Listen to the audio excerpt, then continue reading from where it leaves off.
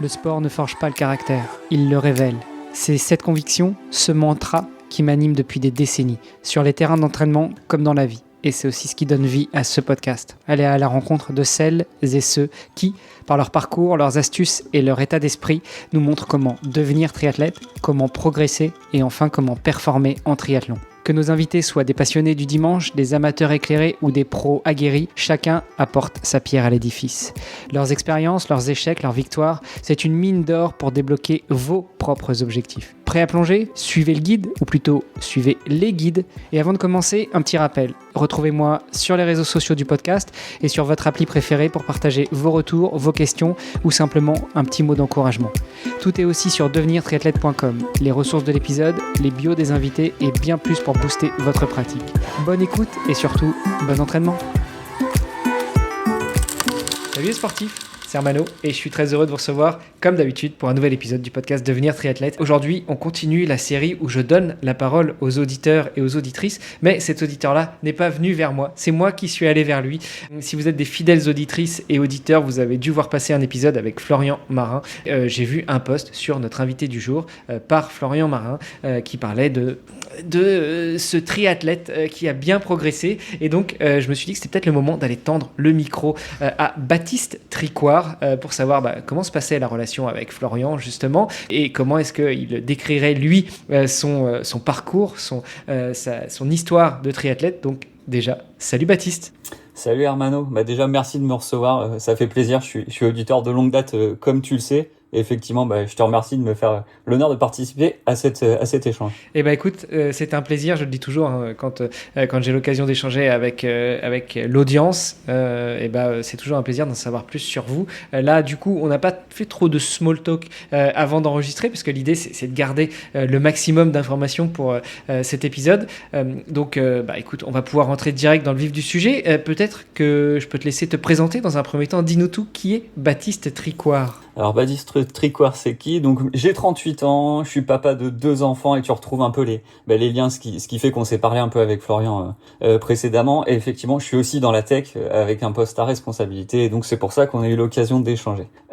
Comment j'ai atterri dans le triathlon ? C'est un peu par opportunité et par envie, beaucoup par envie.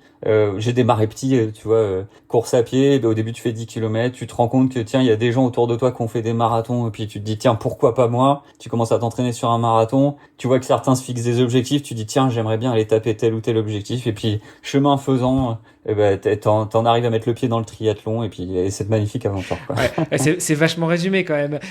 Moi, je veux tout savoir. Tu dis que tu as commencé à faire du sport dès tout petit. Tu as commencé par quoi ? Par un peu le judo comme tout le monde, enfin comme beaucoup d'enfants, le foot. Exactement, c'est exactement ça. Tu vois, c'est judo avec une particularité un petit peu. Donc j'ai fait pas mal de sports, du judo, du volley, toutes ces choses-là. Mais en fait, j'ai toujours entre guillemets aimé me déplacer par moi-même. Donc ça commence avec les copains, tu vois, genre à prendre un vélo et puis à faire des bornes pour aller dans les boîtes, faire une cabane, des choses comme ça. Courir de temps en temps pour se déplacer, rentrer à pied, tu vois, de l'école, énormément en fait de trajets que je fais par moi-même. Et j'ai toujours gardé ça en fait toute ma vie. Et ce qui fait que chemin faisant, t'augmentes les distances parce que tu te retrouves à avoir un boulot qui est un peu plus loin que 2-3 kilomètres et donc tu fais tes allers-retours en vélo, t'as besoin de t'aérer l'esprit, tu vas courir un petit peu, et donc j'ai toujours eu un peu ce fond-là en fait d'endurance que j'ai jamais vraiment lâché depuis que je suis tout petit. Chemin faisant, tu arrives dans le triathlon. Tu as fait quoi au niveau de la course à pied ? Tu nous as dit que tu t'étais lancé un peu dans un 10 bornes, puis après dans le marathon. C'est quoi ton parcours avant justement de mettre un pied dans le triathlon ?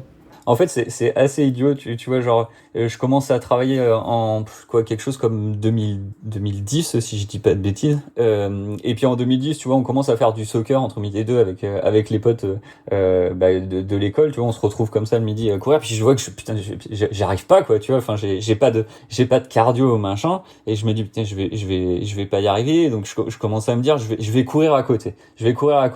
J'échange avec des gens, moi je fais 2 kilomètres et c'est pénible, tu vois, c'est vraiment 2 kilomètres, tu vois, toi t'es au bout de ta vie, t'as fait tout ce que tu pouvais, machin, puis tu vois les autres, t'échanges avec d'autres collègues, ils te disent, putain, moi je fais un 10 bornes, un machin, tu te dis, mais je pourrais jamais faire ça, puis chemin faisant, en fait, t'augmentes un peu la distance, et puis, globalement, comme je te disais, tu vois, j'aime me déplacer par moi-même. Et puis la voiture, donc j'habite à Bordeaux. La voiture à Bordeaux, c'est un peu la douleur. T'es souvent dans les bouchons. Tu mets beaucoup de temps pour faire très peu de bornes. Donc je m'achète un vélo. Tu vois, un vélo un peu comment dire, qui ferait rire beaucoup de triathlètes, mais qui sert à beaucoup de gens. C'est un vélo hollandais là, tu sais, où t'es bien assis là.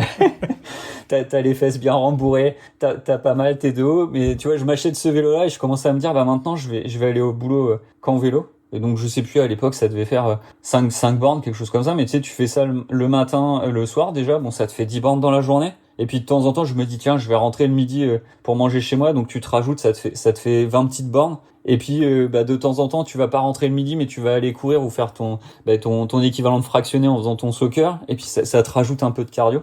Et donc je commence à me construire, tu vois, une base un peu d'endurance. Et puis il se trouve qu'en 2017, je décide de changer de boulot. Et mon nouveau boulot, en fait, moi j'habite dans la périphérie de Bordeaux. Mon nouveau boulot se retrouve plutôt dans le centre de Bordeaux. Donc il y a 12 kilomètres pour y aller. Mais en voiture, tu vois, je sais que je vais mettre 40 minutes, je vais m'énerver, machin. Et donc je suis toujours avec mon vélo hollandais là. Et je me dis, il n'y a pas de télétravail. Mais je me dis, bah, c'est pas grave, je vais y aller tous les jours en vélo, qu'il pleuve, qu'il vente, qu'il fasse n'importe quel temps, je vais y aller en vélo. Et donc je me retrouve à faire 12 km aller, 12 km retour. Donc ça commence à te faire une bonne base sur 5 jours, quoi. Et puis le midi, finalement j'ai plus les potes, tu sais, de l'époque, qui sont tous eux restés dans l'ancien coin. Je me dis, il y a les quais, donc je peux aller courir. Et donc je commence à me faire des sessions de running autour des quais le midi. Et donc à me faire à la fois ces 150 km de vélo par semaine, plus en parallèle, on va dire un ou deux runs sur la semaine pendant ma semaine de boulot. Donc on va dire allez 5 à 10 bornes quoi. Et le week-end, je fais ce que j'appelle à l'époque une sortie longue, tu vois, un peu plus d'une heure, donc ça doit être 12-15 bornes. Et donc je suis peu ou prou quoi, à quelque chose comme 150 bornes de vélo par semaine. Alors c'est pas 150 bornes à 30 km/h, mais ça compte un peu. Et puis en parallèle, quelque chose comme une petite base de 30 km, tu vois, en course à pied.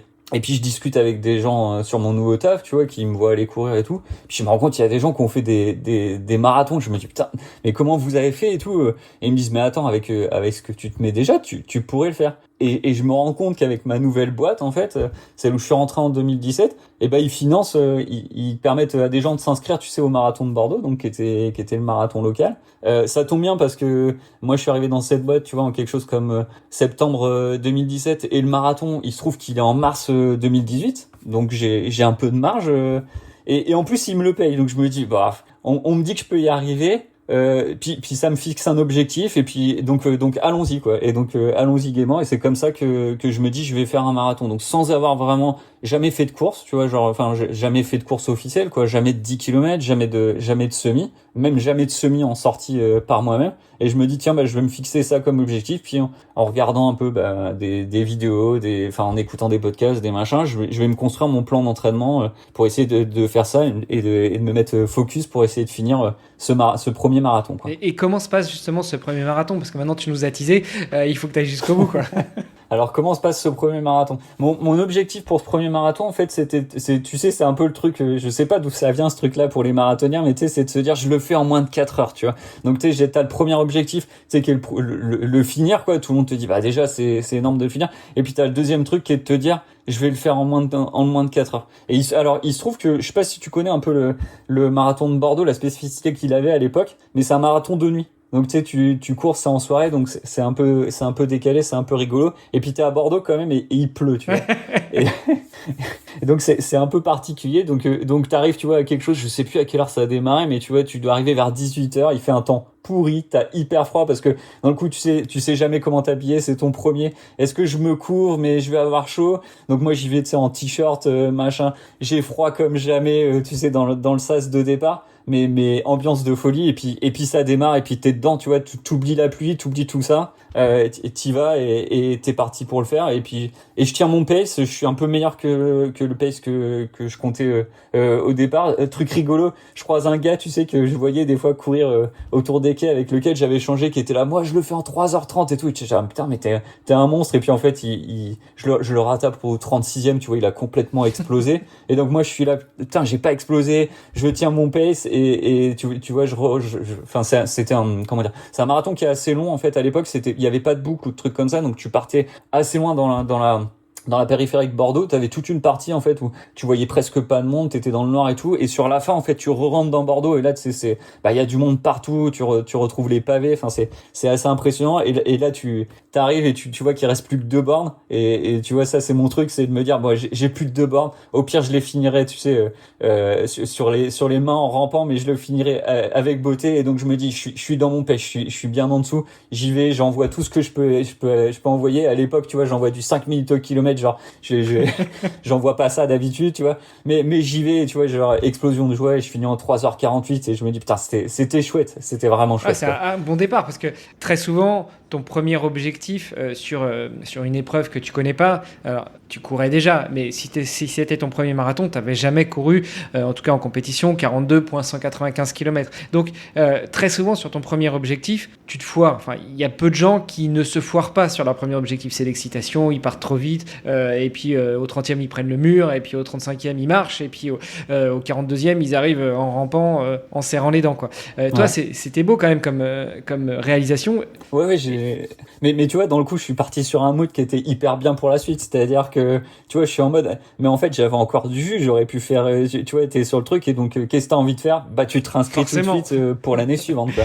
Et du coup, tu t'es réinscrit pour l'année suivante ou t'as cherché un autre objectif intermédiaire avant d'aller sur Bordeaux? Non, en fait, alors, truc rigolo, je me suis réinscrit pour l'année suivante, 2019, sauf que 2019, je crois que c'est l'année où, tu sais, t'as eu les problèmes d'attentats et tout ça. Et donc, alors, deux trucs rigolos parce que je suis un peu fou, enfin voilà, c'est vraiment, tu vois, quand je me mets dans un truc j'y vais à fond, et puis quand j'ai l'objectif en plus, tu vois, je sais ce que je veux aller taper, machin. En fait je me rends compte en continuant parce que j'ai 1 an devant moi, quoi, donc je continue à courir, à me faire du fond et machin, et j'ai un autre collègue qui lui me dit mais attends, mais tu cours à combien en fait quand tu fais le tour des quais? Je lui dis je sais pas, 4,15 quoi. Et il me dit mais t'es un malade en fait, et tu fais ça combien de fois par semaine? Et je lui dis tu sais, en plus moi j'étais resté sur mon truc, donc je sais pas, je devais faire 40-50 bornes, et tu sais j'avais pas de logique d'entraînement, rien de tout ça, tu vois, et je suis tout le temps à 4,15 en fait, et le gars me dit mais attends, mais 4,15 tu peux viser 3 heures. Et donc je me dis, et donc là tu vois, ça me travaille en tant que, tu sais, que voilà, mec qui aime bien les défis un peu rigolos, tu vois, je me dis mais attends, ça serait top en fait, 3 heures c'est cool. Et donc je me dis en fait ok, j'ai fait 3,48 au premier, et maintenant on va aller essayer de taper le 3 heures. Alors c'est hyper ambitieux, c'est tout ce que tu veux, mais il y a ce petit grain de folie, et il y a ce truc en fait aussi dans mes entraînements qui est en fait, si je peux pas échouer, ça m'amuse moins, tu vois ce que je veux dire. Genre je préfère en fait échouer, et puis après me trouver des excuses en me disant je me suis mal préparé, je me suis loupé sur ça, et puis après à la limite trouver comment infléchir pour la fois suivante, plutôt que d'y aller, tu sais, en étant sur le pied pas trop sur la pédale, et finalement être un succès en demi-teinte, quoi. Donc je suis sur ce truc là où je me suis réinscrit au truc de Bordeaux de l'année suivante. Je me dis tiens, 4,15 ça a l'air top. Il me dit, le gars était en train de préparer son truc à 4,15, et il me dit pour faire 4,15 faut aller sortir faut que ton semi-marathon t'arrives à le passer en 1,25. Donc je me dis bon vas-y, je vais essayer de faire ça aussi en même temps pendant ma prépa. Et donc je commence à préparer ça. Et je fais une bonne prépa, tu vois, je suis sur un truc un peu plus carré que la première fois, tu vois, où j'essaie aussi de pas faire que du bête 4,15 sur toutes mes sessions, d'avoir un peu de frac, de mettre un peu, de faire des sorties longues, et sur mes sorties longues faire un peu de dynamique, tu vois, à vitesse marathon, des choses comme ça. Donc je suis bien, je suis confortable, et puis il se trouve 2019, comme je te disais tout à l'heure, je crois que c'est l'année où il y a eu des problèmes d'attentats et tout ça, et donc finalement le marathon de Bordeaux annulé, tu vois, ils le mettent pas à genre quelque chose comme 2 mois, tu vois, du marathon. Je me dis punaise, mais ça me saoule, tu vois, je suis en pleine prépa, ça fait 4-5 mois, et je me dis c'est pas grave, il y a quoi dans le coin là, qu'est-ce que je peux faire pour aller courir un truc. Et donc je vois qu'il y a le marathon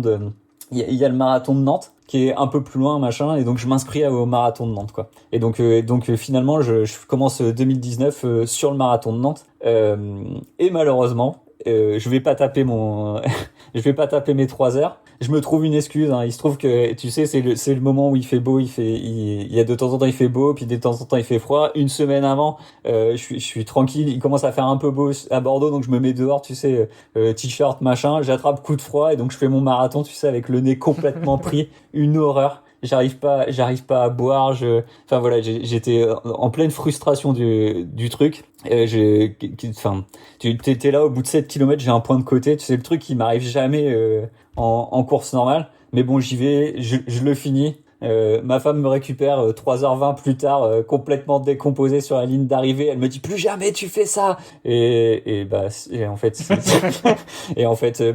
si, parce que le marathon de Bordeaux ils le remettent finalement en octobre-novembre, et je me dis je peux pas laisser mon année avec ce 3h20. Faut que je continue à essayer d'aller me rapprocher du 3h, et donc je me réinscris à celui de Bordeaux. Ouais, et du coup, l'épilogue, tu les as les 3 heures ou ça ne passe pas? Je les ai, mais je les ai eu beaucoup plus tard. Pas cette année-là. En fait, globalement, tu sais, je fais ce marathon-là, je me loupe encore, mais c'est pas grave, je continue à aller gratter un petit peu sur mon temps. Puis après, tu sais, on est tous passés par là, il y a le Covid. Le quoi? Un premier point. Ouais. Qui fait que on reste chez soi, que on peut faire, que quand on va courir, on n'y va pas trop souvent et pas trop loin, donc ça diminue. Et puis en fait, je me dis bon, finalement, j'ai déjà fait 3 marathons. Il y a un truc qui me trotte dans la tête, et c'est là que tu vois que le triathlon commence à aller me gratter. Je me dis c'est pas, si tu vois, pareil, mon raisonnement un peu débile, mais qui me suit tout le temps là, c'est attends, mais tu fais 150 bornes de vélo, tu te fais ta prépa marathon en parallèle, et en plus comme t'as un peu mal au dos, tu vas déjà nager. Voilà, vas-y, et pourquoi t'essaierais pas d'aller te taper un XXL, quoi, histoire de voir ce que ça donne. Ah ouais, le mec non, direct il met le pied dans le XXL. Ok. Et donc voilà, donc j'ai ce truc qui me trotte un peu dans la tête, et donc je commence à regarder tu vois, enfin des vidéos, écouter des podcasts dont tu fais partie. Il faut quoi pour faire, c'est quoi un triathlon, c'est quoi une transition, dans quel ordre ça se fait, qu'est-ce qu'il faut comme matériel et machin. Et donc quelque chose comme je sais pas, tu sais, 2020, où je m'achète pendant le Covid, je m'achète un home trainer. Je m'achète alors à l'époque je me dis je vais pas m'acheter un vélo de tri tout de suite, je vais m'acheter d'abord, tu sais, déjà un vélo de course, parce que alors je suis plus quand même, tu sais, pour mes allers-retours au boulot, je suis plus quand même avec mon vieux Uprider là, tu sais, mon truc hollandais là. Je me suis quand même acheté, c'est un Triban, mais j'ai eu quand même j'ai fait petit joueur, j'ai pris Saint-Tropez, tu vois. Donc je sais toujours pas faire du vélo de course, quoi. Donc je me dis je vais m'acheter un vélo de course, donc je m'achète un Canyon Ultimate, et je commence entre guillemets à borner sur mon home trainer comme un malade pendant le Covid, quoi. Tu dis borné comme un malade, c'était quoi? Parce que j'ai déjà eu un invité qui est lui du côté d'Angers, qui a aussi s'est décidé à faire un peu de home trainer pendant le Covid avec sa femme avec qui il s'entraînait. Le mec il faisait 600 bornes de home trainer par semaine, quoi. Donc toi t'en étais où?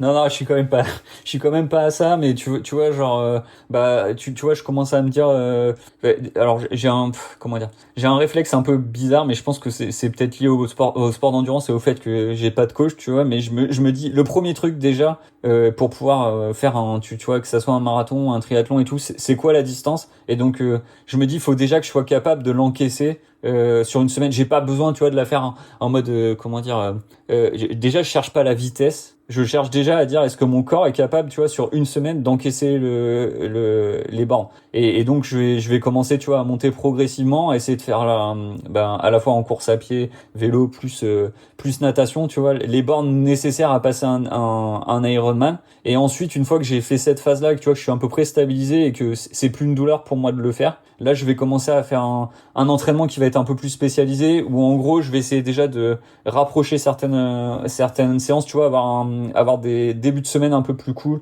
et des fins de semaine un peu plus tassés, tu vois, pour être plus proche en fait de la distance réaliste. J'augmente un peu le nombre de bornes, mais je vais jamais, tu vois, non plus à des 600 bornes. Enfin, tu vois, genre en vélo en maximum, j'ai dû faire 250 sur une semaine, quoi. C'est pas beaucoup. Et puis après, tu vois, j'ai la vie perso aussi à gérer à côté, je fais pas non plus n'importe quoi. Et puis voilà, puis après je vais commencer à remettre, tu vois, du frag, des choses comme ça pour essayer de m'améliorer sur la partie vitesse. Mais mon premier objectif sur ces trucs là, c'est déjà de le finir, et pas de le finir, tu sais, tout casser et tout ça, tu vois. Mon objectif, c'est quand je te dis à la fin je suis prêt à ramper, c'est oui, mais parce que j'ai fait la prépa qui me permet de finir. Et je suis prêt à ramper parce que le jour de la course, je vais me donner à fond, mais j'irai jamais, tu sais, en mode, tu vois, je suis pas préparé, j'y vais petit bras, je découvre, et ça peut complètement éclater. Je fais un certain nombre de choses qui me permettent de me rassurer sur ma capacité à tenir le jour de l'épreuve. Et du coup, ce premier XXL, tu as jeté ton dévolu sur quelle course? Alors moi, tu sais, je suis bordelais, et donc il y a le Frenchman quand même qui est pas loin. Il a plusieurs avantages. Donc il est pas loin. 2, on en a peu parlé, mais tu sais, enfin, j'ai pas les moyens, tu vois, de faire comme certains youtubeurs ou des gens qui sont hyper dédiés, tu vois, à leur sport. J'ai quand même une vie à côté, j'ai ma famille que j'aime et que je veux préserver. J'ai mon boulot quand même où bah, il faut quand même que je puisse tenir la route. Et donc globalement, j'essaie de faire des choses qui me rajoutent pas des contraintes non plus maximales. Donc plutôt un triathlon qui est prêt. Et il se trouve que le Frenchman c'est plat. Donc ça te rajoute aussi l'avantage entre guillemets, c'est que globalement tu vois, si je devais faire un truc en montagne, j'aurais le risque sur la côte, bon bah tu la montes, tu pédales, tu vas mouliner, tu vas mettre peut-être 1 heure de plus qu'un mec qui est hyper bon en montagne, mais tu vas la monter. Par contre la descente, tu vois, là ça peut être plus risqué, ça nécessite de la technique, et moi en local, j'ai pas moyen de travailler cette technique. Enfin ça c'est un peu compliqué parce qu'il y a pas de grosses descentes dans le coin. Et puis globalement, de par mon emploi du temps, je peux pas me permettre non plus de partir, tu vois, hyper loin, ou de me faire des week-ends où, tu vois, je lâche ma femme avec mes enfants, ça serait pas réglo, et donc je fais pas ça. Donc il y a une grosse partie de mes entraînements qui se font sur le home trainer, et donc pour ça, le Frenchman est pas mal parce que le vélo est relativement plat. Si tu sais tourner les jambes pendant X heures sur entre guillemets sur ton home trainer, quand tu vas te retrouver sur le Frenchman, c'est pas cette partie-là qui va être compliquée pour toi. Tu peux avoir les problèmes des problèmes mentaux, tu peux avoir des problèmes de nutrition, tu peux avoir des problèmes de temps parce qu'il pleut, parce qu'il fait trop chaud, des choses comme ça, mais pas ce problème-là. Donc j'ai jeté mon dévolu sur le Frenchman. Et du coup, c'est quand c'est fin 2020 ou 2021 que tu vas sur le Frenchman, parce que avec le Covid, les différents lockouts, etc., confinement, j'imagine que tu t'embauches pas tout de suite, quoi. Non, en fait, je voulais prendre sur en fait le Frenchman normalement c'est en mai, et donc je voulais le faire tu sais 2021 en mai, et il se trouve que bah encore une fois, tu sais, avec les aléas du Covid et tout, il le décale en octobre. Et donc je me retrouve à faire mon premier triathlon. Donc j'ai bah tu sais, un peu pareil que pour je suis joueur, quoi. Enfin, je le redis, j'avais jamais fait de transition, jamais fait de triathlon avant, et donc je me retrouve à faire mon premier triathlon en octobre. Donc avec un temps bordelais, ça commence à 7 heures du matin, il pleut, il fait nuit, et voilà, et ça démarre comme ça, quoi.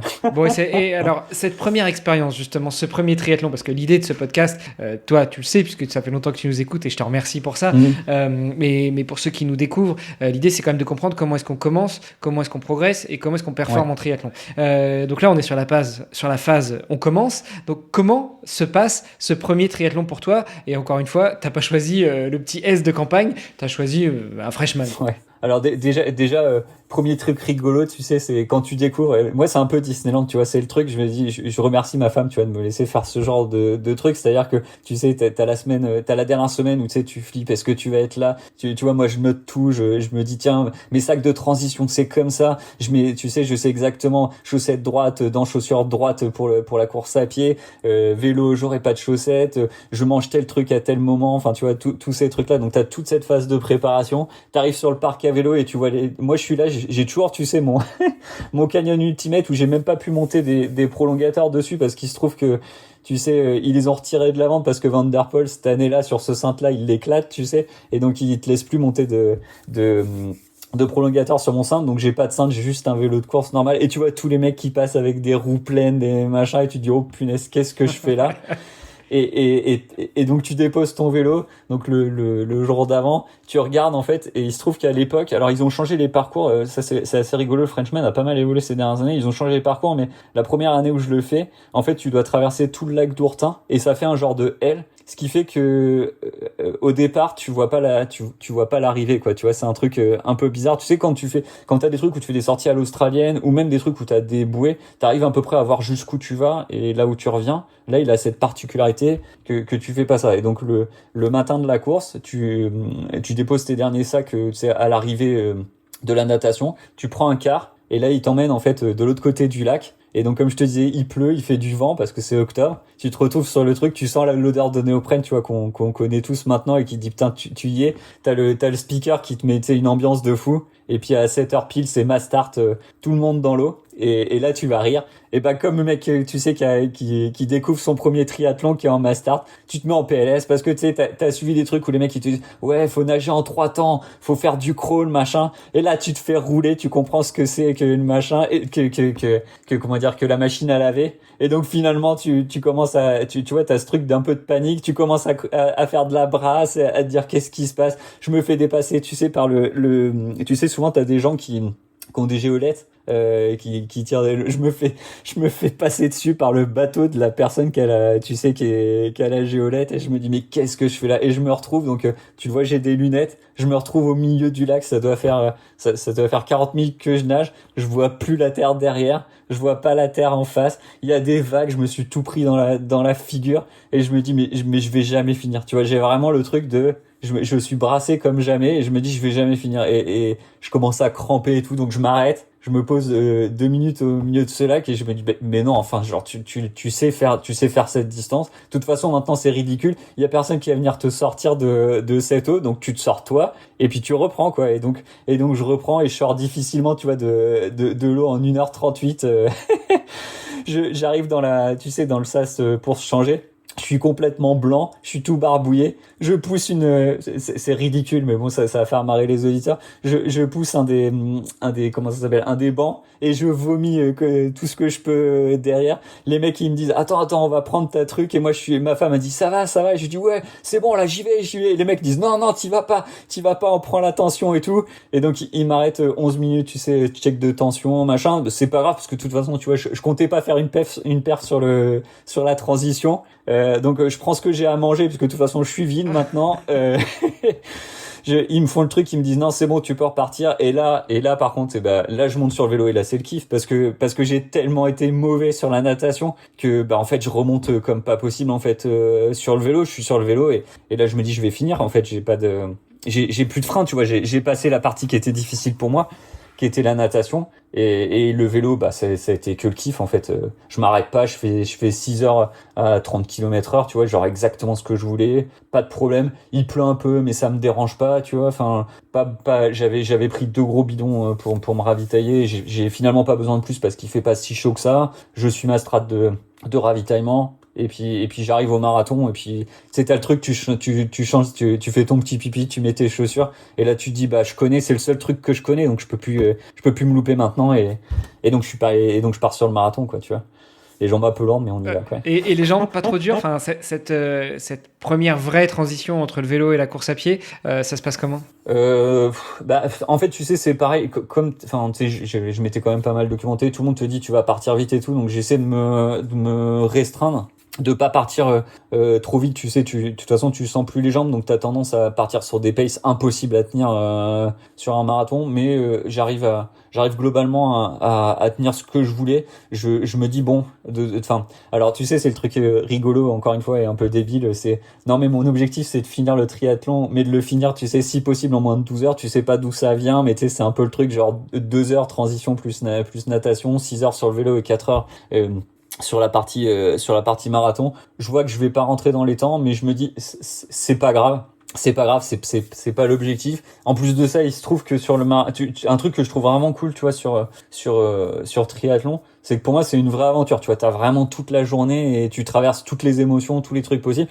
et t'as souvent des échanges avec les autres coureurs. Et pendant le vélo, il y avait une fille avec laquelle, tu sais, genre on se croisait, et tu sais, elle me vannait parce qu'elle me dépassait et machin. Et je la retrouve sur marathon, et sur marathon, elle me dit, enfin, tu vois, on avait commencé à échanger et machin. Elle me dit, putain, je suis sur, ma mère vient de me dire que pour l'instant je suis podium, quoi. Je suis deuxième, machin. Faut juste que je tienne mon pace. Et moi je lui dis, attends, moi là je ferai pas mon truc, mais je me dis par contre ça me ferait plaisir, tu vois, que on court ensemble, et puis on se relance, et on essaie de te faire tenir le truc, histoire que tu tiennes le podium. Et j'ai passé un super moment, quoi. C'est-à-dire que j'étais plus sur mon objectif à moi, mais j'étais sur un truc où en fait je partageais avec quelqu'un, tu vois. Il y avait le truc, et puis c'est long quand même, un marathon, donc c'était cool, c'était vraiment cool, quoi. Excellent. C'était vraiment cool. Du coup tu fais deuxième féminine, c'est ça? Je finis troisième féminine, je crois. Non, parce qu'il se trouve qu'on a quand même il y a un moment on a un peu décroché. Elle avait encore de la relance, et moi je comprenais pas. Alors tu sais, c'est le truc encore, je comprenais pas ce qui se passait, machin. J'arrivais surtout plus à me nourrir avec ce que j'avais pris sur moi. Et donc elle décroche, elle continue à courir. Elle se fait rattraper finalement par celle qui était derrière. Moi, je continue à décrocher. Et puis vers je sais pas, à 7-8 bornes de la fin, je me dis, franchement, j'en ai marre des barres là et des gels que j'ai pris. Il y a des Mars. Je vais prendre un Mars et je vais me faire plaisir. Et c'est tant pis, tu vois. Et je prends un Mars et je pense que ça m'a fait mais c'est vraiment ça, tu vois. Ça a fait rire des collègues quand je leur ai raconté derrière, mais dans le coup, ça m'a envoyé un shoot de sucre. Et là, j'ai remonté, donc je lui ai finalement repassé devant, et donc j'ai fini juste devant elle, tu vois. Et super content de ma course, tu vois. Enfin, un vrai super moment. Et puis comme en plus c'était en octobre, comme je te le dis, on commençait le matin et on a fini le soir, tu sais, dans la nuit. Et donc je garde vraiment ce truc, tu sais, d'aventure, quoi, tu vois. J'ai eu l'impression qu'il s'est passé 1000 trucs dans ma journée, et j'ai découvert tellement de choses que c'était un vrai kiff, quoi. J'ai jamais reconnu ça depuis, mais c'était vraiment incroyable. Ouais, la première fois, ça fait toujours ça. Donc là, on est en octobre 2021. Ouais. Maintenant, on est en mai 2026. Il s'est passé presque 5 ans entre-temps. Qu'est-ce qui s'est passé depuis? Sur quelle course tu t'es aligné? Puis après, je rentrerai un peu plus dans le détail de qu'est-ce que tu as appris, comment, enfin, etc. Mais déjà, en termes de course. En termes de course, je finis dans le coup ce premier tri en 12h06 ou 12h08, je sais plus, enfin quelque chose comme ça. Je me dis, punaise, 6 minutes, donc qu'est-ce que je fais? Putain, j'aurais pris un Mars au 12e au lieu de le prendre au 36e, j'aurais été dedans, quoi. Et ça s'est joué à rien. Ça, plus le fait d'être un peu, de réfléchir un peu à comment on fait pour nager, ça aurait été pas mal. Surtout passer 11 minutes dans l'attente de transition, enfin, ils sont là tes 6 minutes du 12h, quoi. Ouais, aussi. Mais donc je me dis, putain, je peux aller le gratter. Et il se trouve que, comme je t'avais dit, tu sais, ils avaient décalé finalement le Frenchman en octobre. Donc ce qui se trouve que le prochain se retrouve en mai 2022. Donc je me réinscris en fait à celui-là. Et là, je vais enfin réussir à avoir mon sub 12. Et donc depuis en fait. Depuis j'ai refait donc 2022 j'ai refait le Frenchman. Où là je passe mon sub 12, et donc voilà, pour plein de raisons, parce qu'une meilleure maîtrise, parce qu'un meilleur entraînement, parce que j'ai capitalisé sur effectivement sur ce que j'avais acquis comme connaissance, que ce soit en hydratation, en nutrition, en mental, pareil, tu sais, genre lever la tête quand tu nages, arrête de vouloir faire du crawl dès le début, enfin tu vois, des trucs, voilà, des basiques. Attache tes gourdes comme il faut, enfin voilà, plein de trucs que t'apprends. Et donc je fais mon sub 12. La même année, je me dis, j'aimerais bien maintenant que je me dis, mais attends, le sub 3 en marathon, finalement, avec l'entraînement que je viens de me mettre là, je peux pas capitaliser encore un peu et tirer le truc. Et donc je m'inscris à La Rochelle fin 2022, et donc je fais mon sub 3 aussi. Et donc cette année, c'était une année de folie, 2022. Et après, maintenant, depuis, je suis plus en mode, je fais des courses à droite à gauche, mais avec moins d'objectifs qu'à l'époque, tu vois. Donc j'ai refait un Frenchman en 2024. J'ai refait 2 ou 3 marathons depuis. Voilà. Et globalement, je suis plutôt dans ce truc-là où, tu vois, j'ai eu mon vrai gros pic en fait 2022, où j'avais, tu sais, des objectifs clairs, des trucs que je voulais vraiment casser, et parce que j'avais envie et que c'était ça mon objectif profond à moi. Et une fois que je les ai cassés, j'ai pas retrouvé de nouvel objectif aussi fort. Donc j'ai plus de mal à faire les mêmes perfs, parce que quand t'es à l'entraînement, t'as pas la même envie. Et donc je switch peu à peu, tu vois, d'un truc où genre j'avais envie pour moi de me dépasser et d'arriver à ces trucs-là. Et maintenant que je les ai fait, je suis plus dans le partage avec des collègues qui font les mêmes choses, à suivre les trucs, tu sais, à challenger les copains sur ce travail, machin. Et puis moi, surtout à m'entretenir, tu vois, avoir un fond, parce que j'en ai besoin aussi au quotidien pour me permettre de souffler en fait par rapport au rythme du boulot et du reste. Donc je suis plutôt en maintien en condition opérationnelle, et puis de temps en temps je cale une course, quoi. Ouais, moi j'ai un bon défi à te proposer, et tu vas voir, si ça passe, ça se fait à deux. Ça s'appelle le swimrun. Franchement, ça peut te redonner un petit coup de boost. Et puis oui, il faut savoir nager, bien nager, mais si tu sais bien courir, tu peux l'autre balance. Et puis surtout, ça se fait en binôme, donc ça s'ouvre de plus en plus au solo. Mais faut que je trouve un binôme. Mais la vraie expérience, elle se fait en binôme. Ouais, mais je pense que, tu vois, c'est ce genre de truc, il faut que sur triathlon, tu vois, j'ai encore les trucs de me dire, tu vois, un embrun, ou tu vois, un truc un peu vénère, juste pour le faire une fois. Je me dis aussi, côté course à pied, tu vois, j'ai un peu la tentation de me dire, un 100 bornes, j'aimerais bien, peut-être pas, tu vois, un UTMB ou un truc comme ça, mais un 100 bornes, mais là, tu vois, je m'étais inscrit, en toute transparence, je m'étais inscrit là cette année sur l'Eco Trail. La prépa était bonne et tout, mais j'avais pas l'envie, tu vois. J'étais en décembre, je bornais, j'étais à mes plus de 100 et quelques bornes par semaine. Je pouvais continuer et je l'aurais passé, mais je retrouvais plus, tu sais, la niaque que j'avais à l'époque. Donc ouais, voilà, peut-être ça sera le swimrun, peut-être ça sera un triathlon un peu plus vénère. Je sais pas encore. Là, ce que je me dis déjà cette année, c'est ils devraient rouvrir le marathon de Bordeaux parce qu'ils avaient arrêté pendant un certain temps avec un nouveau format. J'aimerais bien le faire avec des collègues, tu vois, faire ensemble la prépa et puis dérouler ensemble quoi sur le truc. Quoi. Bon, écoute, ça peut être pas mal. Ça peut être pas mal. Ouais. Pour rester sur le swimrun, mets-toi un petit peu au trail. Si ça te tente, va titiller un peu le trail parce que finalement, les vrais swimruns, tu montes, tu descends, enfin, t'es sur des terrains vraiment accidentés et puis surtout les entrées, les sorties d'eau. Donc pour ça, le trail peut un peu aider. Revenons à toi. Est-ce que à un moment, tu t'es attaché les services d'un coach ou tu t'es toujours entraîné tout seul? Non, je me suis. Alors, je sais que c'est probablement une bêtise, mais non, j'ai jamais eu de coach. Alors, c'est à moitié vrai, dans le sens où, en fait, j'ai jamais eu de coach attitré ou des choses comme ça. Par contre, il se trouve que à mon boulot, j'ai un vivier de gens qui sont ultra forts dans le sport. Tu vois, j'ai un collègue qui a fait la diagonale des fous, l'UTMB, enfin tu vois, des trucs un peu vénères. J'ai un autre collègue qui a aligné aussi des triathlons machin. Et donc ce qui fait qu'il y a une certaine émulsion. On partage beaucoup aussi sur notre façon d'organiser nos entraînements. On est plusieurs aussi à aller courir ensemble et à se partager des tips. Donc j'ai jamais eu de coach attitré pour deux raisons. Je pense que en fait j'ai aussi ce truc là, tu sais, et c'est un peu, je sais pas si ça transparaît dans les échanges qu'on a, mais j'ai un peu le truc en fait je suis geek, mais dans le sens, tu vois, où j'ai envie de gratter tous les trucs et de découvrir par moi-même et de faire mes erreurs par moi-même, et c'est un plaisir pour moi, tu vois, de me prendre des fronts et d'essayer de comprendre pourquoi je me suis pris un front tout seul. Ça me génère pas aujourd'hui de charge mentale trop lourde, tu vois, de me gérer moi-même mes plans d'entraînement. Donc j'ai jamais eu besoin de le faire. Par contre, je pense que effectivement, quand t'es coaché, tu fais moins d'erreurs. Ça t'évite effectivement de te dire, tiens, comment je fais mon entraînement du lundi, qu'est-ce que j'ai loupé, machin. Mais comme jusqu'à présent, j'avais pas d'objectif fort sur la perf et que ça faisait partie aussi de ma façon d'apprécier mon sport, tu vois, de le faire comme ça, j'ai jamais eu de coach attitré, tu vois. J'ai eu des conseils, des choses comme ça, mais pas de coach. Ouais, en parallèle, tu travailles quand même avec Florian, donc pas sur le côté coaching sportif, mais sur d'autres types de coaching. Ouais, en fait, avec Florian, on a plutôt échangé.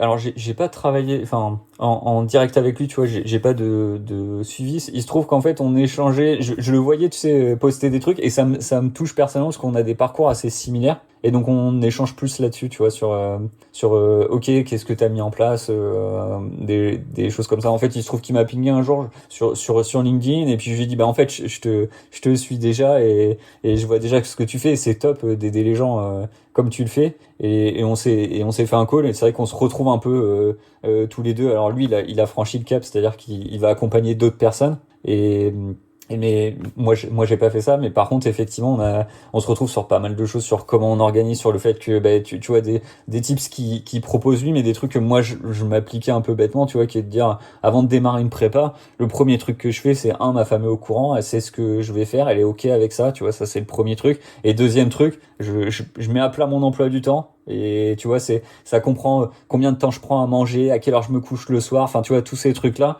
et je me dis comment je cale en fait, comment je me fixe des objectifs réalistes par rapport à ça, à quel endroit je peux caler des choses, à quel endroit en fait, si je me loupe sur tel truc, en fait je peux me rattraper pour voir si c'est capable, si ça tient en fait, et si tout le monde autour de moi est ok avec ça, parce que, et donc là-dessus on se retrouve effectivement avec Florian et on échange là-dessus, quoi. Sur la partie prépa justement, donc tu t'entraînes toujours tout seul, et dans l'objectif de tes compétitions, qu'est-ce que tu as changé au fur et à mesure de ta vie de triathlète entre octobre 2021 et aujourd'hui? Qu'est-ce que tu as fait évoluer pour justement pouvoir aller gratter quelques minutes, quelques secondes, ou surtout gratter le fait que tu te sens plus confortable? Quand c'est ton premier triathlon, tes premières transitions, tu sais pas toujours comment ça va se débrouiller, même si tu as déjà tout préparé, même si tu as déjà ta stratégie, tu as ta chaussette droite dans le pied droit, ta chaussette gauche dans le pied gauche. J'imagine que quand tu arrives, en fait, tu sais plus où tu as la tête, tu sais même plus où est ta chaussure gauche, où est ta chaussure droite. Donc, qu'est-ce que tu as fait évoluer au fur et à mesure pour que tout se passe pour le mieux et que ça te libère la charge mentale pendant les compétitions? Alors déjà, mon premier gros point, c'était la natation. Et c'est là, au final, le reste, j'ai pas gratté tant de ça. Même quand je fais mon sub 12 heures, le marathon, je suis assez stable, tu vois, depuis le début sur mes triathlons. Là où j'ai été gratté, c'est sur le reste, c'est plutôt la natte, le vélo et les transitions. Et la sérénité aussi.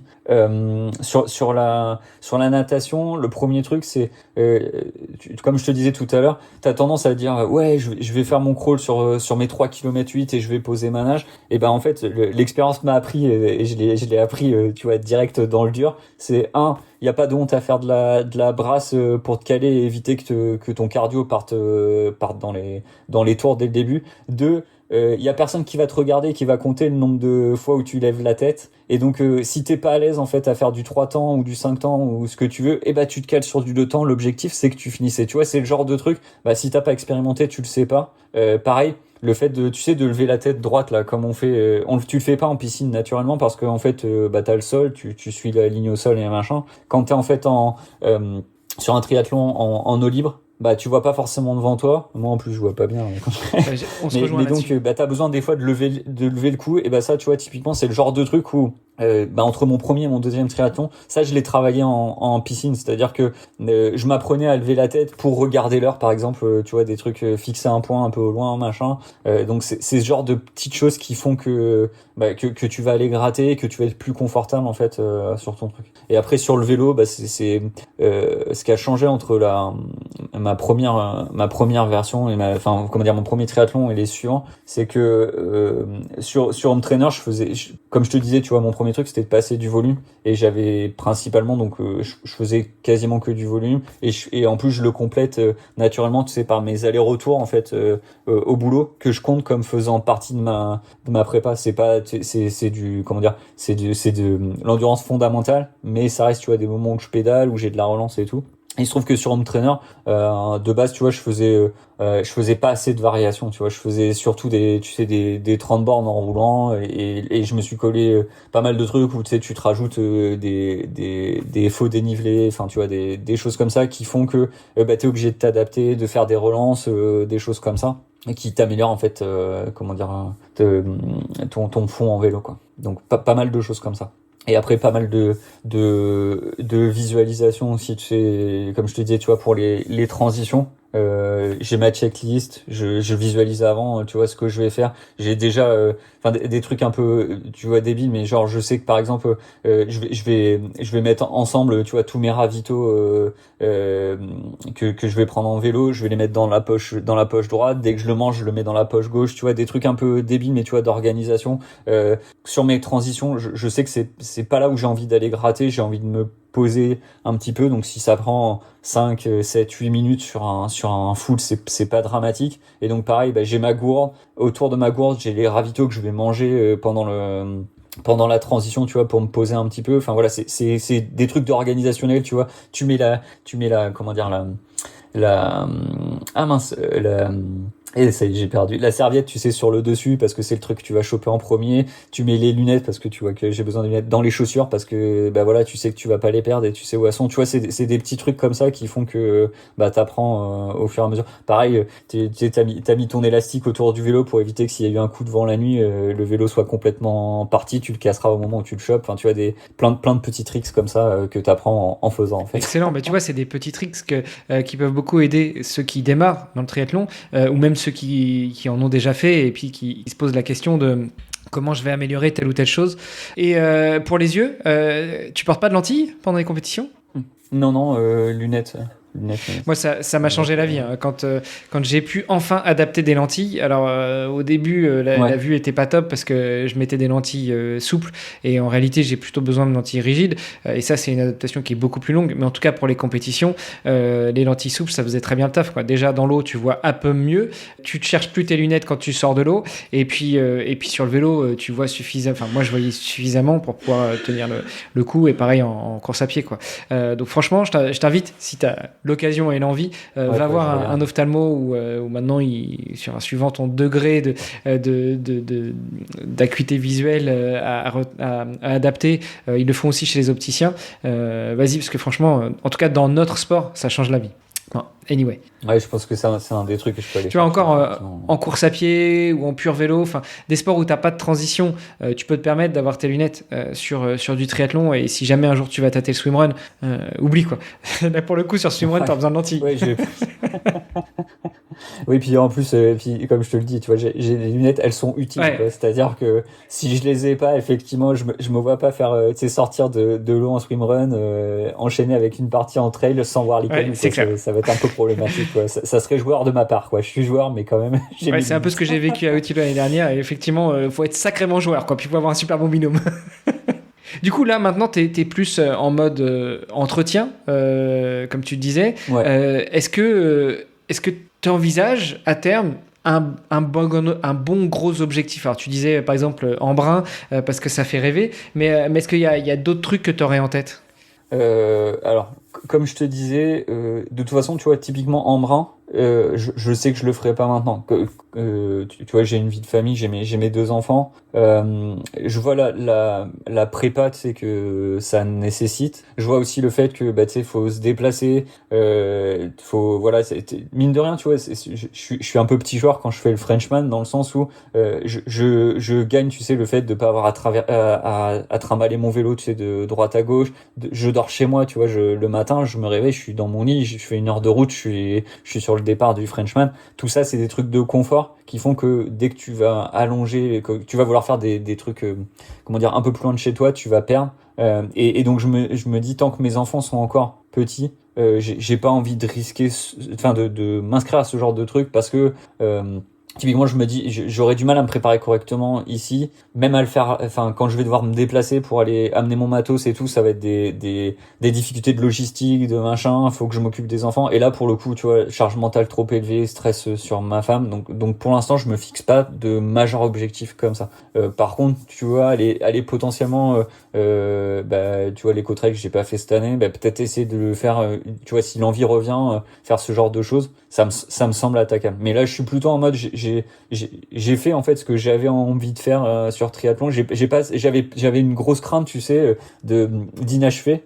Tu sais, le truc où, et c'est un peu pour ça que, tu sais, je fonctionne, ça peut sembler bizarre peut-être de dire, le mec commence, il fait un marathon, puis après il enchaîne sur un XXL. Mais j'ai un peu, tu vois, cette crainte de me dire, il y a peut-être un moment où il va se passer un truc et ça va s'arrêter et j'aurai pas atteint ce que je voulais et je vais le regretter toute ma vie. Tu vois, t'as les deux pendant, t'as les gars comme moi qui sont comme ça et donc, peut-être que je vais brûler des étapes, mais au moins tu vois, quand je l'aurai fait, et donc après t'as le contre-coup du truc, et puis t'as les deuxièmes types de population où tu vois c'est plus je vais faire le truc en suivant les règles et je vais monter progressivement et après tu pèses le pour et le contre. Moi il se trouve que le truc c'était de me dire j'avais tellement peur, tu vois, qu'il m'arrive quoi que ce soit, tu vois, tu te fais mal au genou et puis tu peux plus jamais enchaîner et t'as toujours cet objectif que t'as jamais atteint, que je me suis dit j'y vais tout de suite et donc j'ai cette sensation d'accomplissement et qui fait que aujourd'hui j'ai pas de nouveaux trucs où je me dis tiens faut vraiment que j'aille le chercher. Ça reviendra peut-être et j'espère que ça reviendra, mais je cours plus autour de ça. Je suis plus vraiment sur comme je te disais, tu vois, être en forme, si j'ai envie, tu vois, demain de faire un marathon, je peux le faire. Peut-être que ça sera pas à la hauteur de ce que j'ai pu faire par le passé, mais j'ai la condition physique et je saurais me remettre en condition physique pour le faire. Un triathlon, c'est pareil. Je suis plus en mode, bah, je profite et moins en mode, tu vois, comment dire, objectif fort pour le moment, quoi. Tu parles beaucoup de ta famille, ton épouse, tes enfants. Comment tu optimises ta préparation? Alors, tu nous as déjà dit que tu vas au bureau en vélo, donc ça, c'est du bonus, mais ça rentre quand même dans la prépa. Que justement, quand tu te fixes des objectifs, t'évites d'aller trop loin, t'évites de découcher, t'évites de trimballer tout ton matos. On aura bien compris, tu fais en sorte que ta famille soit là aussi pour te soutenir. Mais au-delà de ça, comment tu optimises, comment tu organises tout ça, ton temps, pour pouvoir coller à tes objectifs d'entraînement et donc être prêt les jours J quand tu vas sur une course? Ok. Alors déjà, premier truc, ça fait des années que tu vois, je fais une sortie longue le dimanche. Tu vois, ça c'est un non négociable, ma femme le sait. Alors ça peut se décaler, tu vois, parce que des fois ça passe pas le dimanche machin, mais j'ai au moins une sortie longue dans la semaine. Et ça c'est dealé d'avance, quoi. Après pour le reste, en fait, je vais plutôt comment dire, je vais essayer en fonction du moment d'adapter mon emploi du temps et de regarder là où je peux comment dire faire rentrer des séances. Des fois ça veut dire que je pourrais pas faire de grosses sorties en vélo ou des choses comme ça sur la période, mais c'est pas grave, je vais essayer de le dealer différemment. Je vais te donner un exemple.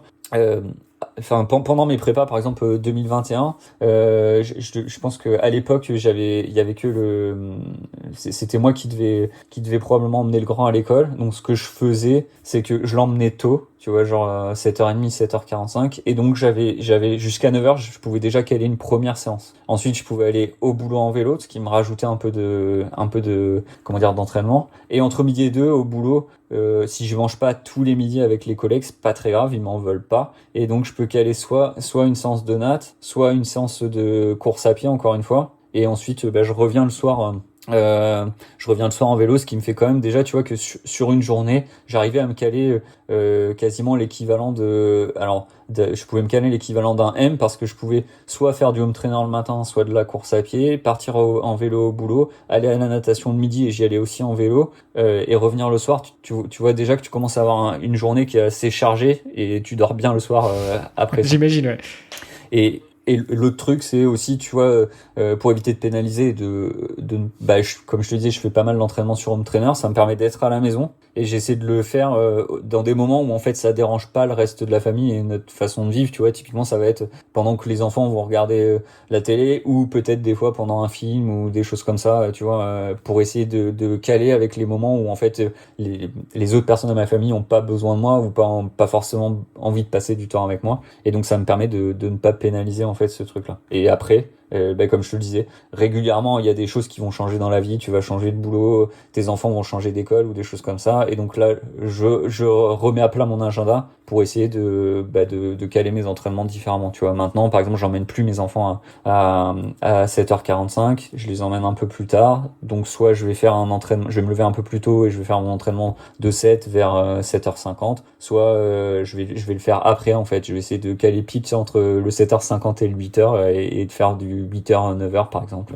Donc vraiment c'est conjoncturel, quoi. Ouais, c'est ce que j'appelle les entraînements fantômes, où en fait il y a que toi qui sais que tu t'entraînes, mais le reste de la famille, sauf la sortie longue du dimanche, Ouais, ils ont l'impression que papa il va au boulot et puis voilà quoi, terminé. Ouais, c'est exactement le but, et tu vois, ça j'en parlais avec Florian la dernière fois, et pareil pour mon employeur. C'est-à-dire que tu vois, c'est un truc où j'ai pas enfin je veux pas que mon employeur le sait, parce que ça il me voit aller courir ou des choses comme ça, mais je veux pas que ça pénalise. Donc c'est-à-dire que si à un moment donné j'ai une réunion à 1h30 parce que ils ont été obligés de mettre une réunion à 1h30, je me débrouillerai pour être là à 1h30. En fait, pour eux, donc que ça soit pour mon boulot ou pour ma famille, il faut que cette partie-là soit invisible. Et donc l'une des grosses difficulté en fait dans cette façon de s'entraîner, c'est que c'est à toi de trouver les bons créneaux, et après de découper correctement en fait ta semaine pour que ça tienne, sans qu'effectivement les gens autour aient l'impression d'être trop pénalisés. Tu nous as pas dit l'âge de tes enfants, mais est-ce que tu t'entraînes avec eux? Alors ils ont 6 et 11 ans, et donc effectivement alors depuis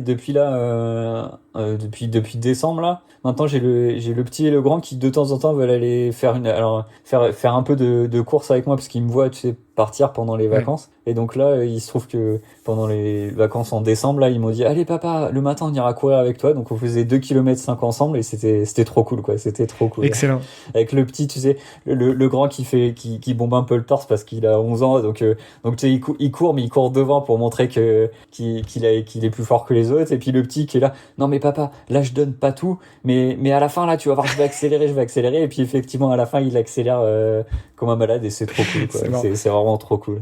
Et d'ailleurs la piscine aussi, ça peut être un bon moment, tu vois. C'est tu vas à la piscine avec eux, et puis eux ils nagent pas forcément, ils font pas forcément un entraînement à côté de toi, mais si c'est 11, ils commencent déjà à être un peu autonomes, notamment 11, il peut checker son frère, et donc eux ils jouent un peu dans le bassin pendant que toi tu vas faire une première partie de la séance, et puis après ils te rejoignent pour faire la fin de la séance, parce que finalement normalement t'es jamais à fond tout le temps à l'entraînement, et donc ça peut te permettre aussi sur la fin de la séance, sur la récup et autres, d'être avec tes enfants dans la ligne, quoi. Mais c'est un peu ce qu'on a fait aussi avec ma femme. Ma femme elle fait un peu de natation, des choses comme ça, et donc c'est vrai que de temps en temps ce qu'on faisait, c'est que on emmenait les enfants avec nous. Et donc il y en avait un des deux qui s'en occupait pendant que l'autre faisait ses allers-retours dans la piscine à côté, et puis après on retournait en fait pour faire dans l'autre sens. Et c'est vrai que tu vois, c'est le truc qui permet de mixer. Comme ça, t'as passé un moment avec les enfants et en plus t'as passé un moment seul, soit en tant que papa, en tant que maman. Et puis pendant ce temps-là, l'autre a pu aussi faire un peu sa session de sport. Donc c'est vraiment top, quoi. Tout le monde sort content du truc. Donc c'est plutôt excellent. top. On arrive doucement à la fin, Baptiste. Tu sais qu'il y a 2 questions signature. La première, le podcast s'appelant Devenir triathlète. Malgré tout ce que tu nous as raconté, ton conseil ultime à toi pour devenir triathlète, qu'est-ce que c'est ? C'est d'en avoir envie et puis 2 d'y aller, quoi.